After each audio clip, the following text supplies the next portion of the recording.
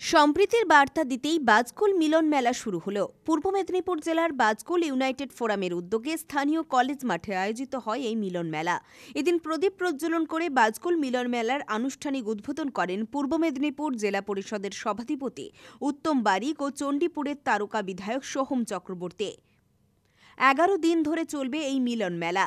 রয়েছে শতাধিক স্টল, সেই সঙ্গে সামাজিক কর্মসূচি ও সাংস্কৃতিক অনুষ্ঠান।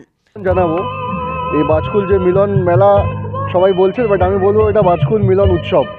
কারণ প্রতি বছর ধরে যেভাবে মানুষে একাকার হয়ে যায়, যার তাদের সমাগম ঘটে এবং সেটা একটা উৎসবে পরিণত হয়। তো সুতরাং এই বাজকুল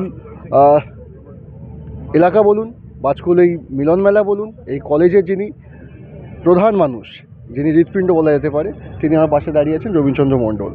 উনি এবং এন্টায়ার টিম প্রত্যেকের সমর্থনে, প্রত্যেকের সহযোগিতা নিয়ে এবং আপামর যে মানুষজনরা রয়েছেন, জনতা জনার্দন, তাদের আশীর্বাদ শুভেচ্ছা নিয়ে আজকে এই মেলা কিন্তু 14তম বর্ষে পদার্পণ করেছে। এবং আমাদের বিশ্বাস যে এইভাবে মানুষের সহযোগিতা, আশীর্বাদ, শুভেচ্ছা থাকলে পরে এটা বছরের পর বছর চলতে থাকবে, যুগ যুগ ধরে চলতে থাকবে এবং দিনের পর দিন ভগবানের আশীর্বাদে, আল্লাহর দোয়াতে এই মেলা আরও আগামী দিনে বৃহত্তম থেকে বৃহত্তম হবে। অনুষ্ঠানে উপস্থিত সভার সভাপতি শঙ্কর প্রধান, চণ্ডীপুরের ওসি দীপক কুমার অধিকারী সহ অন্যান্য বিশিষ্টরা।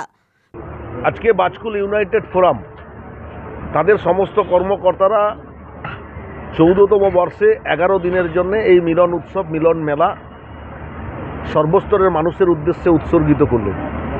আমরা জাতি, ধর্ম, বর্ণ সমস্ত ভেদাভেদ ভুলে অটুট ভ্রাতৃত্ব বন্ধনের লক্ষ্যে মিলিত হব।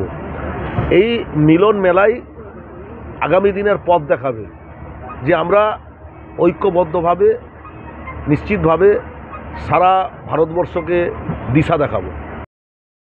পুলক বেরার রিপোর্ট, খবর বিসিবিএস।